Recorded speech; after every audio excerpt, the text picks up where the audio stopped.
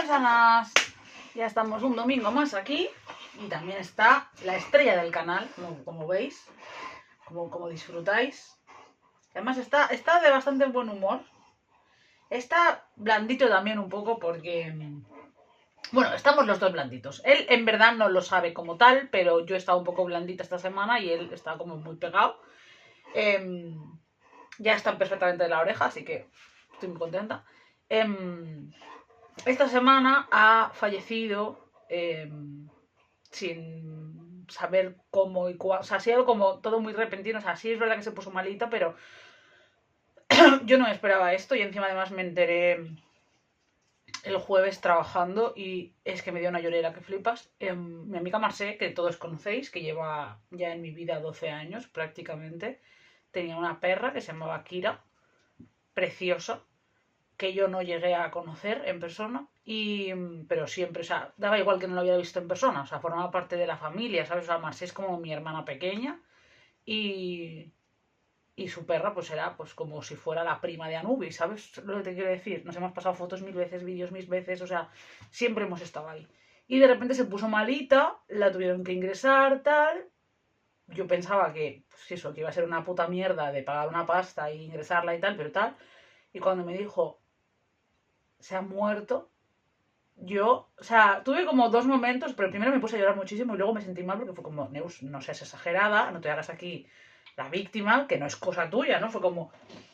Pero realmente me afectó un montón. Entonces, claro, desde el jueves, hoy es domingo, pues lógicamente no digo que esté súper preocupada a todas horas, pero sí que es verdad que cada vez que veo a Nubis es como, uff, ¿sabes? Entonces he estado un poco, igual he estado un poco mimosa y protectora además, y él, como no le importa absolutamente nada y se pega a mí, pues se deja mimar. ¿Es que sí? Tú no me hagas eso, Anubis. Tú tienes que ser para siempre. Tú inmortal. ¿Vale? Hasta que yo no esté, tú te quedas conmigo. ¿Vale? ¿Vale? Ay, madre mía, mira. Qué mal, qué mal. Es que no lo quiero. Es que no lo quiero ni pensar. No lo quiero ni pensar, de verdad. Porque. Pero bueno, ya está. Que es domingo. Vamos a hablar de cosas más felices. Porque, madre mía, es domingo, así que toca wrap up. No sé si lo voy a hacer más largo o menos largo, pero toca wrap up. Así que... Oiga usted, lo siento, yo te amo con todo mi corazón, pero tengo que hacer cosas, ¿vale? Porque tengo que... Sí, Anubis, tengo que hacer cosas porque necesito llegar a fin de mes y comprarte pollito, ¿sabes? Porque si no llegamos a fin de mes no te puedo comprar pollito. ¿Eso lo has entendido? ¿Es que sí que lo has entendido eso? Hala, venga. Así que nada, vamos a hacer esto, que por muy hobby que sea, ya sabéis que para mí también es una ayuda económica ahora mismo. Así que cualquier ayuda es bienvenida y cualquier visualización, like, comentario y todo también. Vale, vamos a hablar de lo que he leído, que tengo mucho pendiente y vamos a ello. Bien, primer libro que leí, Las Invisibles, de Pello Riaño. ¿Por qué el Museo del Prado ignora a las mujeres? La verdad es que yo este libro lo disfruté un montón, pero me esperaba otra cosa. Es decir, yo, sin saber, o sea, sabiendo de que este libro iba sobre pintura y mujeres con el Prado, yo pensaba que el libro iba a ser una especie como de compendio de todas las obras y todas las pintoras que hay en el Prado, ya sea expuestas, ya sea especialmente en su colección. Porque no sé si lo sabéis, pero aproximadamente lo que está expuesto en el Prado no llega al 10% de cuadros que tiene el museo, ¿vale? O sea, imaginaros la cantidad. No sé si habéis ido al Prado, si no habéis ido yo os lo recomiendo muchísimo. Para mí es el mejor museo que tenemos en España. O sea, yo disfruto... A ver, voy a ser totalmente sincera. Como monumento, para mí es la Alhambra. Top 1, indiscutible. O sea, no hay nada en el mundo ahora... Yo he estado en muchos sitios y espero estar en muchos más, pero yo no creo jamás que por emoción personal y vivencias y gusto llegue jamás a sentir lo que siento cuando estoy en la Alhambra, ¿vale? O sea, para mí es top indiscutible, top 1 del mundo, ¿vale? El monumento más increíble para mí, y sé que cuando vaya al Partenón lloraré, y sé que cuando vaya a Musimbel y a las pirámides lloraré, y sé que va a haber cosas que me van a gustar muchísimo, sí, pero como la Alhambra, yo creo que para mí, no, lo siento, entonces, top 1, ¿vale? Ahora, como museo, para mí, top 1 indiscutible es el Prado, en España. Y he tenido la suerte de ir a muchísimos, ¿eh? He tenido la suerte de ir por toda España a un montonazo de museos. Y hay cosas que me encantan. Pero el Prado para mí es top 1. Y siempre que voy a Madrid intento ir al Prado. Porque me encanta. Me encanta como... O sea, como edificio me parece muy bonito. Pero es que a mí me encanta la pintura, me encanta lo que hay expuesto en el Prado. Y lo disfruto muchísimo. Además, a mí personalmente, a mí sí me gusta mucho la pintura. Que sé que hay gente que igual no. Entonces, pues... disfruto mucho. Bueno, pues claro, la colección, o sea, lo que hay expuesto en el Prado es una parte. No llega al 10% de obras totales que hay. O sea, imaginaros la de cuadros que tienen.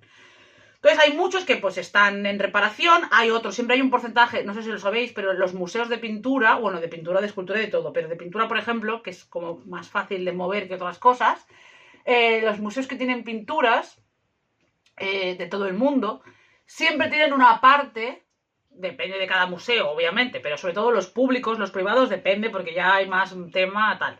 Pero normalmente los museos de pintura públicos, que son muchos,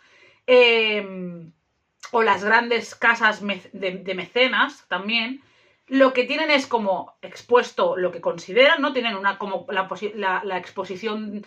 Hay como cuadros indiscutibles que siempre están, luego hay cuadros que van cambiando, luego hay exposiciones temporales, luego nos hemos dado cuenta de que ahora queremos exponer esto, yo qué sé, tal.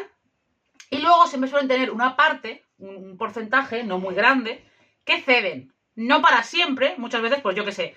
El museo de, por ejemplo, no hace mucho, sé que en Bélgica hubo una exposición de pintores flamencos y de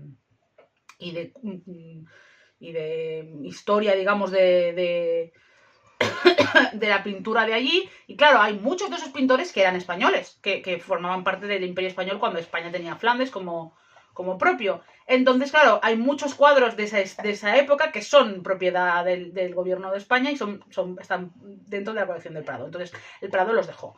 Sé que hicieron también, por ejemplo, una exposición, me parece que fue en Nueva York, con Sorolla y no sé qué, y también se movieron cuadros. Sé que se hizo también una exposición especial con Goya en Zaragoza y se movieron cuadros. O sea, al final siempre hay una parte que obviamente se tiene que llegar a acuerdos y se tiene que pagar los costes y se tiene que mirar todo, porque además cuando se mueven obras de arte hay que tener mucho cuidado para que no pase absolutamente nada, ¿vale? Pero luego hay muchas, que habrá otras, por ejemplo, también, que estén en restauración. Luego, obviamente, también la colección se amplía, porque también el Prado, por ejemplo, yo recuerdo que fui hace unos años, creo que fue en pleno COVID, que todavía había COVID, ¿vale? Que yo recuerdo que fui al Prado a mediodía, que estaba yo en el paro, y claro, cuando estás en el paro puedes entrar gratuitamente, y no había casi nadie, yo estaba súper feliz allí en el Prado, yo viviría en el Prado, me encanta estar allí. O sea, es como, no sé, soy como Velázquez, paseándose por el Prado, con los cascos, de verdad.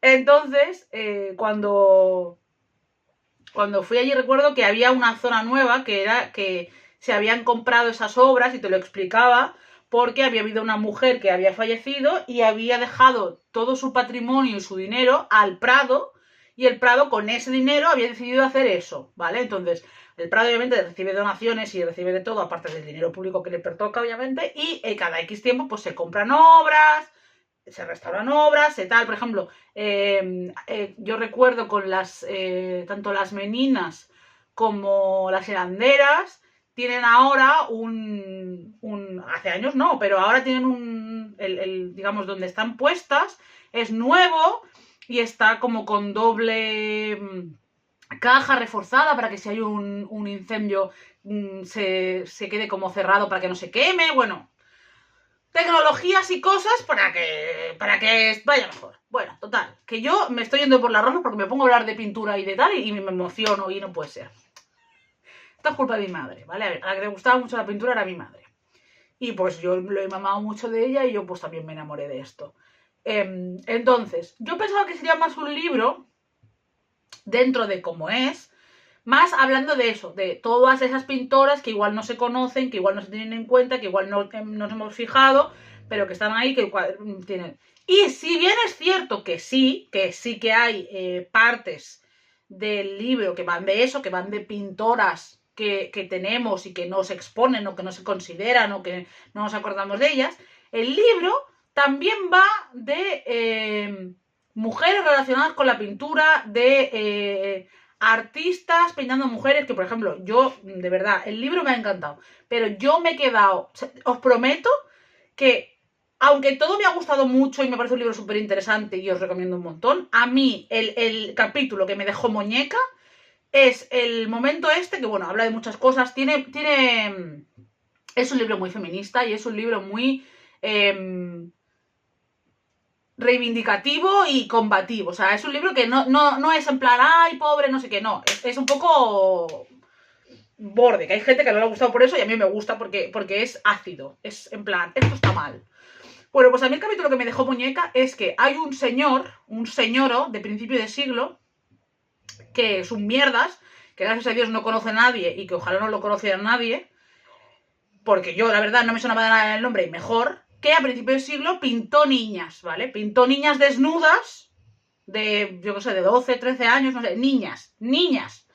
Pintó niñas desnudas en 2 o 3 cuadros o 4, con la cara lasciva. Es decir, tú ves el cuadro, porque lo puedes buscar, yo lo busqué y dije, me cago en la madre que me parió. Tú ves el cuadro y es una niña.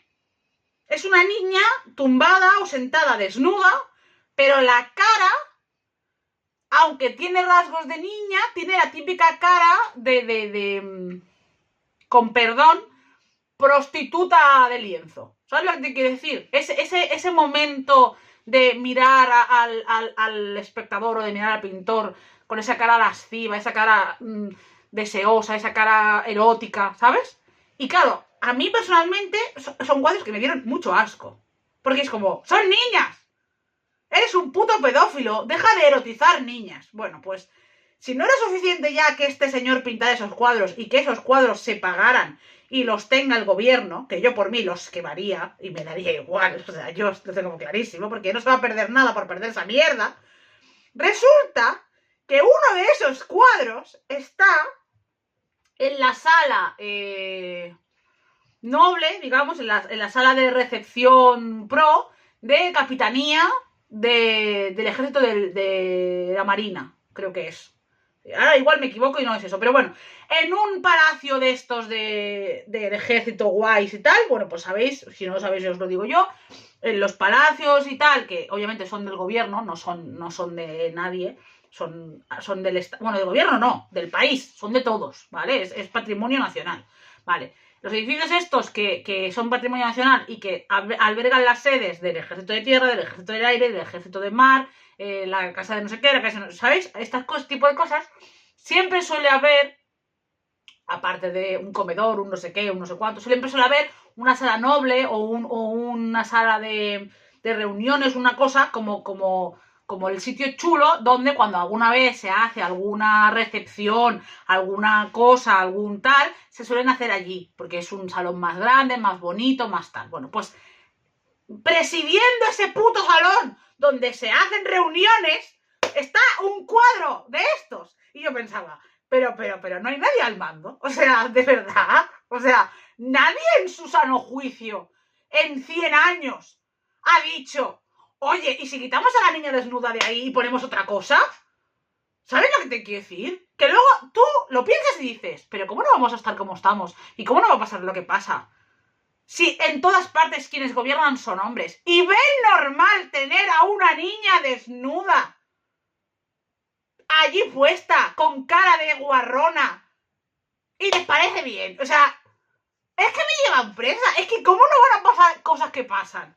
¿Cómo no van a salir todos los días noticias de señora drogada por el marido que la lleva violando 15 años, el hijo de puta de Murcia que tenía a una mujer magrebí esclavizada durante 2 años atada a la cama? O sea, ¿cómo no va a salir esto? Si es que estamos rodeados de pedófilos y de hijos de la gran puta. Por amor de Dios. Y vuelvo a decir lo mismo que digo siempre. Sí es verdad que todos los hombres no son, aunque yo sí soy muy partidaria de generalizar, porque al final cuando generalizas no estás negando que existan otras realidades. Estás diciendo que la mayoría es X. ¿Vale? Si tú dices, los humanos son carnívoros, y la gente te dice, bueno, omnívoros, perdón. Y alguien te dice, hombre, pero hay mucha gente vegana. Bueno, ya, pero la mayoría son omnívoros, ¿no? Pues la mayoría son omnívoros. La gran mayor parte de personas que viven en la Tierra, de seres humanos que viven en la Tierra, son omnívoros. Eso no niega que haya vegetarianos y veganos. No niega. Pero es una realidad. Pues esto es lo mismo. Hay muchos hombres, y lo siento, pero son la mayoría, más del 50% de los hombres del mundo, son machistas, son misógenos, son violentos. Que obviamente no es lo mismo el que maltrata y te mata que el que es machista de chiste, no, pero forman parte del mismo problema y de la misma pirámide. Y yo digo lo mismo que diré siempre. Lo que falta en este país y en todo el mundo, porque pasa en todas partes, no es que las feministas no nos callemos, no es que el discurso feminista sea más leve, no es que se endurezcan las penas, no es que se haga educación de otra manera, no es que los colegios cambien, no.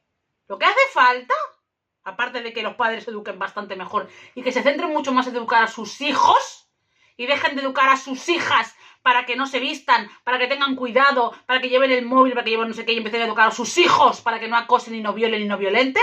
Aparte de eso, es que los hombres, que son hombres y que tienen dos dedos de frente y que no son violentos, levanten la voz de una vez. Y que cuando tú estés en un grupo con un subnormal, cuando el subnormal diga una barbaridad, tú le digas, ¿tú eres subnormal o qué te pasa? Cuando tu amigo sea un capullo, que se lo digas. Cuando tu amigo acose a una chica, que se lo digas y que deje de ser tu amigo. Y así. Eso tiene que pasar. Los hombres tienen que cambiar también. Los buenos hombres que dicen ellos, el not all men, bueno, pues haz algo. Haz algo, José Juan. Pues eso. Luego, esto ha sido una gran decepción. Pero bastante. Vas hasta aquí. ¿Qué decepción me he llevado yo con este libro, de verdad? O sea, yo he oído toda mi vida maravillas de este libro, ¿vale? El libro es Memorias de Adriano de Marguerite Yourcenar, que además yo tengo en esa edición tan chula, que tengo casi toda la colección entera de buques de estos de historia, que son súper chulos. Yo me he llevado una decepción con esto, que flipas. O sea, a mí me gusta mucho la historia antigua y obviamente, sin ser yo la persona más fan de Roma, porque lo sabéis, que yo soy full de Grecia, me gusta la historia de Grecia. A mí, por ejemplo, me gusta mucho la figura de Julio César, Augusto, y conozco partes. Y he disfrutado mucho de libros de historia de Roma y la seguiré disfrutando. Ahora bien, este libro, que muchísima gente dice que es buenísimo, yo, la verdad, no he visto dónde. O sea, en ningún momento en todo el libro, que son 380 páginas casi, yo no me he creído en ningún momento que estaba leyendo a Adriano.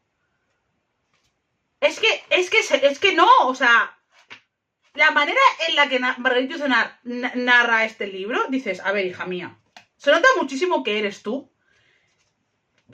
O sea, en la manera de hablar, en la manera de reflexionar, en la manera de ver las cosas. O sea, hay un montón de cosas que dices, no tiene sentido lo que estás diciendo con el momento histórico en el que está Adriano. Porque la vida en Roma era muy diferente, la concepción humana de entonces era muy diferente, los pensamientos eran muy diferentes. No sé si será porque yo sí he leído a bastantes filósofos y pensadores romanos de la época, yo sí me he leído La Guerra de las Galias de Julio César, etcétera, etcétera. Entonces sí estoy como más acostumbrada a cómo pensaban y cómo hablaban los hombres entonces, y entonces me ha llamado mucho más, me ha roto y me ha llamado mucho la atención como supuestamente habla Adriano, porque no me ha parecido. Y claro, si eres una persona, que es la gran mayoría, que es decir, la gran mayoría que se ha leído esto, no se habrá leído La Guerra de las Galias de Julio César y otros pensadores romanos, porque yo soy una puta friki, pero la mayoría de la gente no lo es, ¿no? Entonces, yo entiendo el punto de que si no has leído a nadie contemporáneo, te lees esto y si no lo reflexionas demasiado, pues al final se te queda en un libro bonito y poético y reflexivo sobre la vida, porque al final es lo que es. O sea, pone Memorias de Adriano, pero podría ser Memorias de Paquito. Porque al final no es un libro que tenga mucho interés en Adriano. Es un libro de reflexionar sobre la vida y sobre el ser humano. Ya está, pone a Adriano porque se nota muchísimo que a Marguerite Yourcenar, por alguna razón que desconozco, le gusta mucho la figura histórica de Adriano. Es un poco fangirl total. Pero si vienes, como vengo yo, desde que tenía uso de razón, haber leído mucha novela histórica, gustarte mucho y encantarte la época, y tener literalmente la puta colección de Gredos ahí, que me he leído yo a Julio César más de una vez porque es un personaje que me gusta, ves la narración, ves cómo hablaban ellos, ves cómo pensaban, que al final me pasa lo mismo como cuando me quejé de la Miller y me quejo de muchas otras cuando se ponen a hablar de Grecia, sin entender cómo era esa época y ese momento y cómo se vivía en ese entonces. Pues claro, a ver, es que llega un momento, o sea, os voy a poner 2 ejemplos muy claros. Que yo ya, además uno de ellos fue al principio. Que dices, ¿what? Aparte de cómo habla y cómo tal, aquí en este puto libro de Memorias de Adriano, esta señora usa la palabra España cuando España no existe. Adriano no sabía lo que era España, mi amor. Y segundo, usa Asia para referirse al continente, cuando Asia en el Imperio Romano es Turquía. Y está hablando de Asia y se está refiriendo literalmente al Líbano y Israel y esa zona. Y dices, eso no es Asia en Roma. Y esos son errores tan garrafales y tan básicos que dices, es que no te puedo tomar en serio. No puedo tomar en serio un libro que pretende ser una novela histórica de Adriano usando palabras de sitios históricos que no existen. Que eso además, por desgracia, pasa a menudo. Tú no puedes hablar de España antes de que se cree España. Los Reyes Católicos no son España. No puede haber en una novela de los Reyes Católicos ni del Cid Campeador, que yo lo he visto, a una novela con el Cid Campeador hablando de España. España no existe con el Cid Campeador. La palabra España no existe. Que obviamente ya sé que de España a Hispania no hay mucho ya, pero es que no es lo mismo. Es que no es lo mismo. Entonces, claro, si ya en cosas tan básicas, tan obvias, tan fáciles, no está, pues imagínate. Es que además, yo qué sé, os voy a leer un trozo. Dice, volví a ver a mis amigos, gocé del placer exquisito de reanudar el contacto después de largas ausencias, de juzgar y ser nuevamente juzgado. Mi camarada de placeres y trabajos literarios de antaño, Víctor Boconio, había muerto. Tomé a mi cargo escribir su oración fúnebre. Las gentes sonrieron al oír mencionar, entre las virtudes del difunto, la castidad que sus propios poemas negaban, tanto como la presencia de Textilis, la de los rizos de miel, que Víctor había llamado en otros tiempos su hermoso tormento. Pero mi hipocresía era menos grosera de lo que pensaban. Todo placer regido por el gusto me parecía casto. Ordené a Roma como una casa que el amo puede abandonar sin que sufra durante su ausencia. Puse a prueba a nuevos colaboradores. Los adversarios incorporados a mi política cenaron en el Palatino con los amigos de los tiempos difíciles. O sea, ¿está bien escrito? Sí. ¿Es así poético, bonito, lírico? Sí. ¿Se corresponde con alguien como Adriano en la época romana? A mí no me parece. Me parece un monólogo rollo como la serie de Yo Claudio. Muy hollywoodiense, muy tal. Pero no me parece que sea algo que esté bien fundamentado en el momento histórico. Que obviamente yo no estoy diciendo que por ser romano no pudieras tener tus momentos reflexivos, pero se hablaba de otra manera, se pensaba de otra manera, se vivía de otra manera. Y esa Roma diferente, de hace 2000 años, yo aquí no la he visto. Yo aquí he visto a un señor del siglo pasado reflexionando sobre la vida. Y eso no es Adriano. Entonces, pues lo siento mucho, pero no. Para mí es un no. Ya sé que no es lo habitual y sé que habrá mucha gente que dirá tal, pero es que es lo que pienso. Luego otro libro que tampoco... Mujeres y Poder, un manifiesto de crítica de Mary Beard, que yo lo había visto súper recomendado, súper comentado, madre mía, no sé qué. Me ha parecido muy obvio. O sea, más allá de que hace... Bueno, a ver, 2 cosas. Por una parte me parece muy simple y muy obvio. Y por otra parte, yo lo siento, yo no niego, o sea, yo no me voy a poner a decirle a Mary Beard lo que tiene que pensar y lo que no, ni lo que sabe y lo que no, que seguramente esta señora sepa mucho. pero yo no estoy de acuerdo como persona que también ha leído y ha estudiado y tal, aunque no sea como esta señora, yo no digo que esté a su nivel, pero como persona que también tiene un criterio propio, yo no estoy muy de acuerdo a cómo muchas mujeres, sobre todo yanquis y anglosajonas, interpretan a las historias y mujeres de la mitología clásica griega. O sea, no entiendo el punto de coger y ponerte a hablar de Antígona o de Clitemnestra o de Helena o de Penélope con los ojos de hoy en día juzgando según qué cosas. No lo entiendo, ¿vale? O sea, es algo que no entiendo. Porque además encima, yo no voy a ser la persona, y además os lo he dicho 1000 veces, hemos hablado de esto un montón de veces, y yo, como persona que ama la mitología griega, lo he dicho 1000 veces. La mitología griega, obviamente, es machista. Obviamente lo es. Nadie lo niega. Quiero decir, toda la sociedad construida desde que nos hicimos sedentarios es machista. Sí. O sea, nadie lo va a negar. Pero que venga gente del siglo XXI a ponerse a hablar del machismo en la Grecia clásica, analizando y haciendo símiles con hoy en día, sin tener en cuenta el contexto histórico de entonces y sin comparar con otras mitologías y otras realidades que vinieron después, a mí que me digas que la mitología griega, que es literalmente paridad total de dioses y diosas, que tienes a un montón de diosas maravillosas, con poder, con fuerza, veneradas, y que tienes a un montón de personajes femeninos en la mitología con voz y voto y construidas, y que me digas, no, son súper machistas, y dices, a ver, ¿comparadas con qué? ¿Comparadas con ahora? Vale. ¿Comparadas con algo realmente igualitario? Vale, pero no me jodas. O sea, venir de la Grecia clásica, que sí, es cierto, la democracia en Grecia no incluía a las mujeres. Sí, tienes razón, la democracia en Grecia no incluía a las mujeres. Ya bueno, la democracia hasta 1920 tampoco.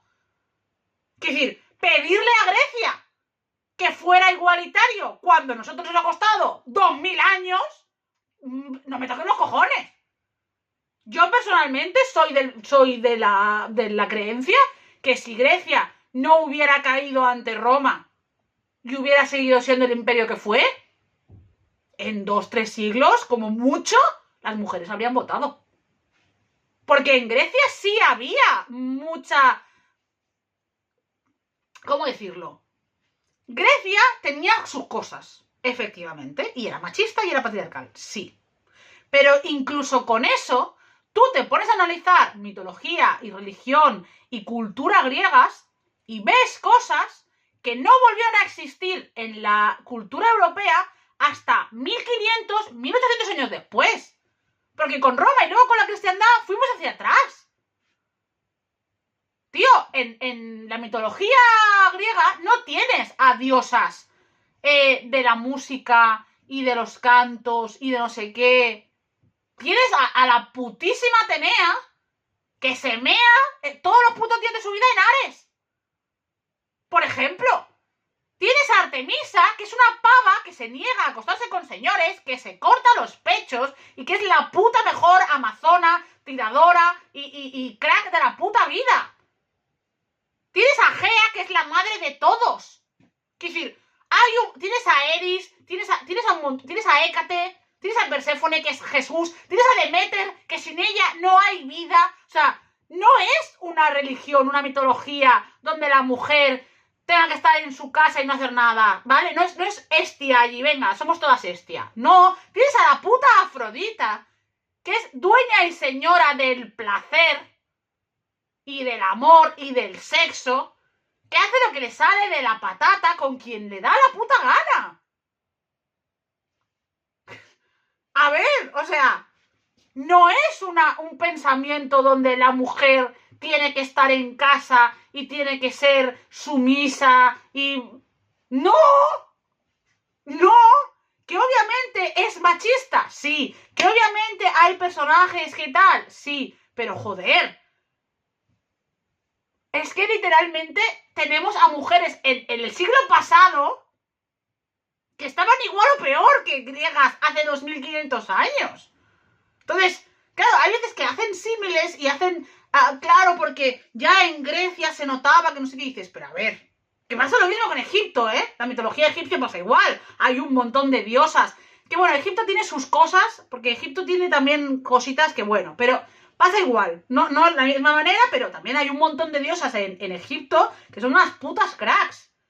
Y las mujeres en Egipto se podían divorciar, por ejemplo. Tampoco votaban, pero se podían divorciar. Y por ejemplo, en lo que se refiere al contrario que en Europa nuestra, en Egipto, la sangre real, digamos, la sangre del faraón, la tiene que llevar una mujer. Por eso siempre se casaban con su hermana primero. Porque era ella la que tenía... Es ella la que tiene que tener sangre de faraón, no él. No estaba aquí pensado todo en el semen, se pensaban en los óvulos. Es ella la que lo tiene. Y Egipto tenía muchas cosas también, como buena religión politeísta, una vez más, tenía mucho más tal. Que luego la gente dice, bueno, como Roma. No, porque Roma copió a Grecia, pero en muchas cosas era más machista. Mucho más machista y mucho más cerrada. Y como prueba, por ejemplo, el mito de Medusa, que la gente siempre dice... La gente siempre habla, no, es que fíjate el machismo de Medusa, porque Medusa es una mujer violada. No, Medusa es una mujer violada en Roma. Eso es el mito de Roma. Porque Roma eran unos flipaos. Y se les... De verdad que podrían haberse quedado en su puta casa y dejar de joder. Pero bueno. Quien convierte a una puta gorgona, monstruo increíble, en una mujer violada, víctima, es Roma. Medusa, en la mitología griega, es una gorgona. Son 3 gorgonas. ¿Vale? Son monstruos mitológicos nacidos así.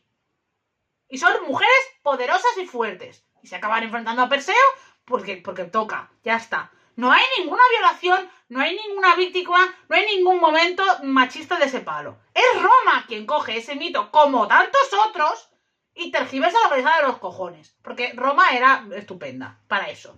Como la puta Eneida de mierda, que no sirve para nada y que es una patraña. Y a mí me da mucha pena cuando sale la Odisea, la Ilíada y la Eneida. No, la Eneida no. La Eneida no. La Eneida es fanfic malo. Malísimo. Por Dios. No tiene nada que ver. Es simplemente una obra escrita y pagada y financiada por el emperador para hacer que Roma descienda de los dioses. Se lo inventan. Es literalmente mitología pagada para que tenga un sentido. Ya está. Y es malo. No tiene nada que ver y no tiene nada que ver con Homero. O sea, no me compares oro con carbón. O sea, por favor. Pero bueno, que me emociono. Que el libro no está mal, que de verdad que no es que esté mal, pero yo no entiendo. O sea, llega un momento en que, yo qué sé, yo leo y leo, intento leer, intento reflexionar y no entiendo por qué hay esta obsesión de querer mirar a Grecia con unos ojos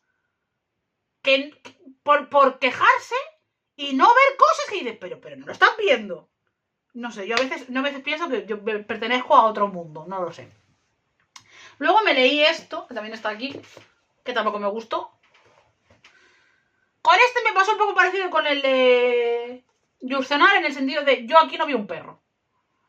O sea, yo aquí tendría que estar viendo a un perrete que te cuenta su vida y sentirme cercana y ser feliz.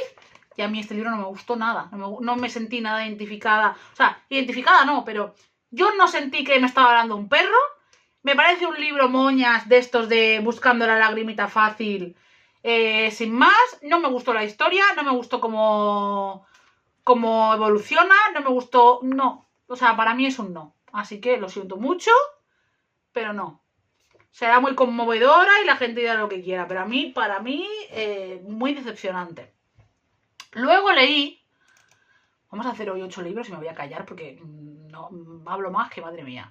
Luego leí En algún lugar del mar más azul de TJ Klune, la segunda parte, que estaba en el biblio. Y esta cookie. Ha sido un poco como leer la primera. La primera me parece mejor, al final es más original y tal.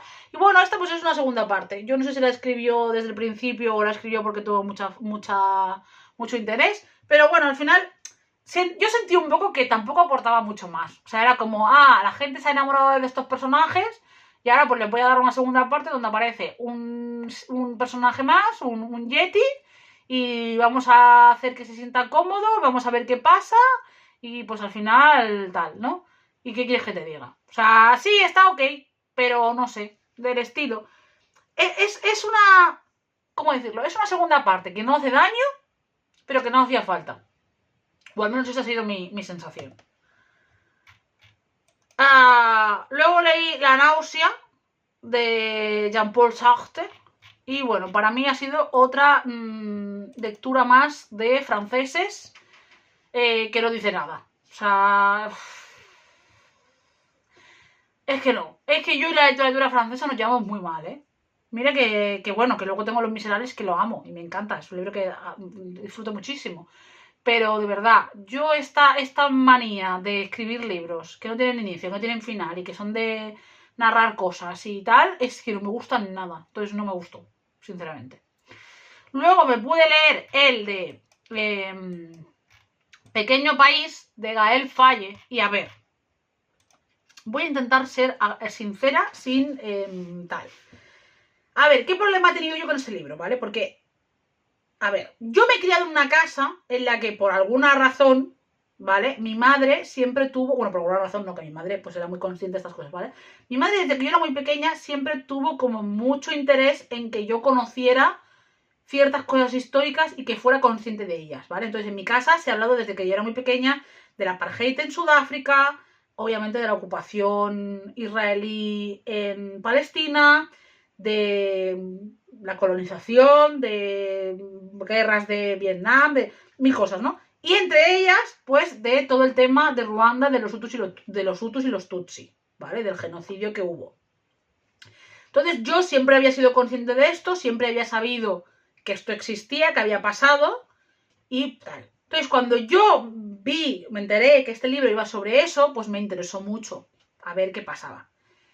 Mi problema, entre comillas, es que este libro, en lugar de estar escrito y narrado por una persona perteneciente a una de las dos ramas, que además, por si no lo sabéis, lo de los Hutus y los Tutsi es mentira, es decir, no hay ninguna raza ni ninguna etnia real de Hutus y Tutsi, ¿vale? Era una diferenciación que hacen los putos belgas de mierda, porque por si no lo sabéis, nadie ha sido tan hijo de la gran puta en colonialismo como Bélgica, son lo peor que ha parido nadie, Dios mío.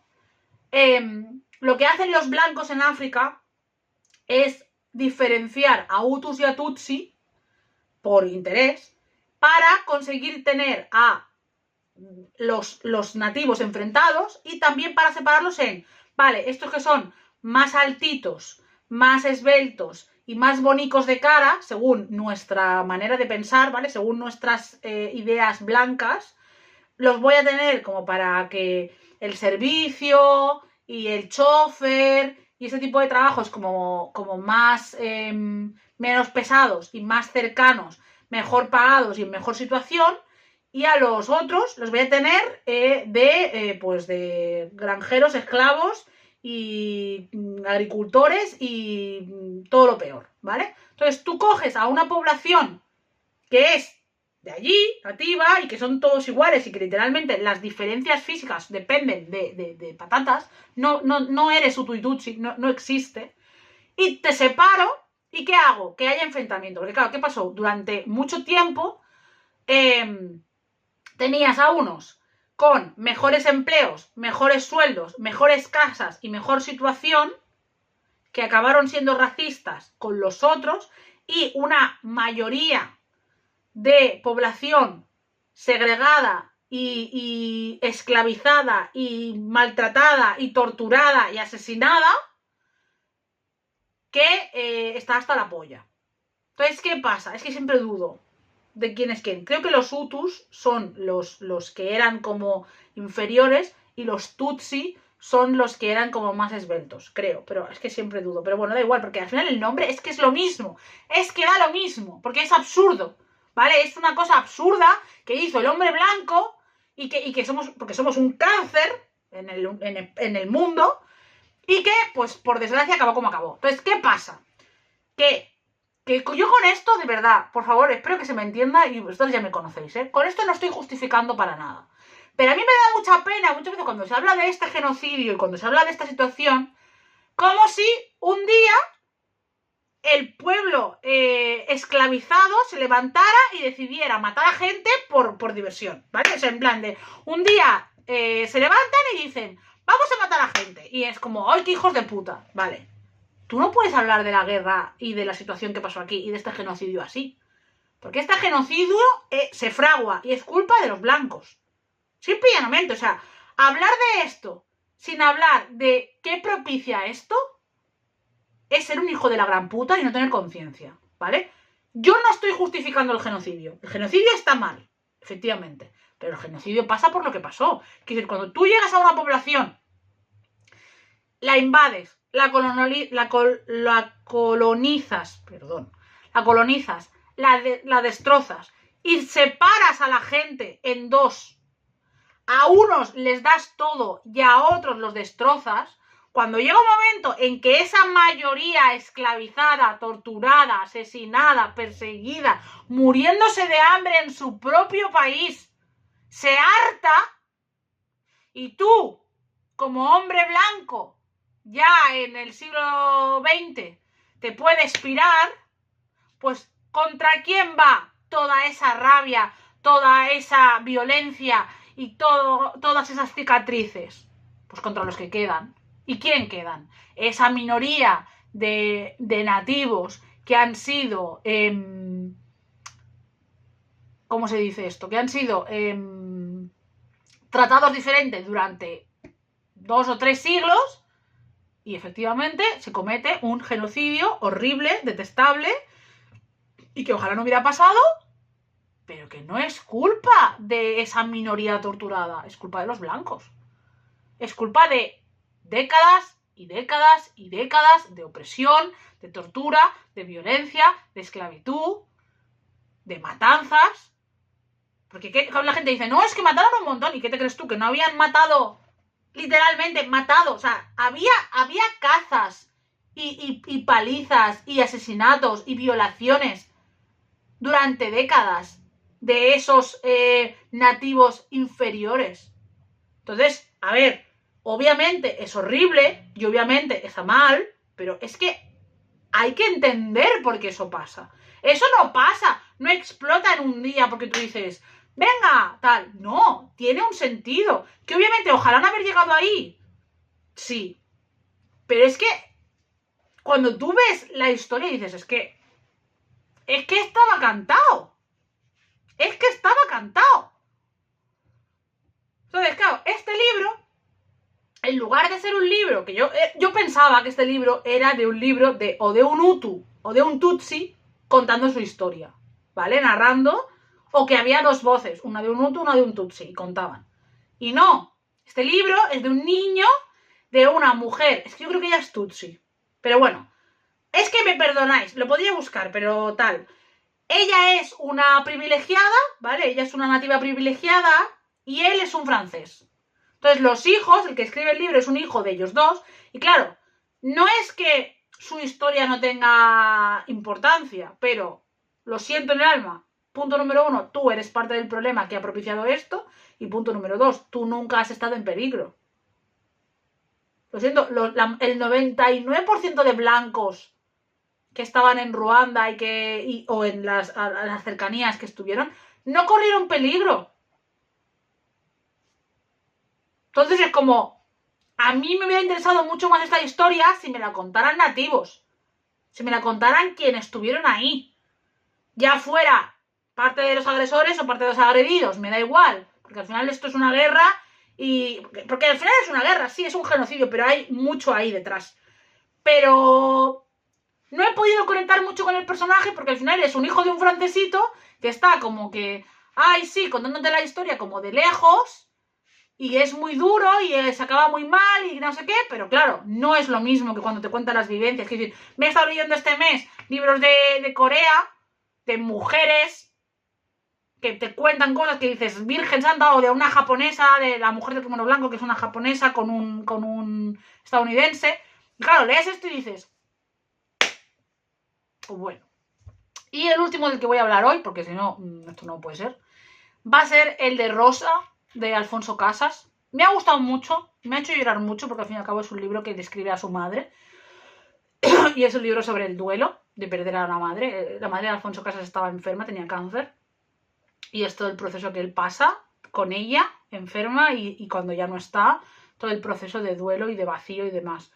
Obviamente en mi caso ha sido muy duro leerlo.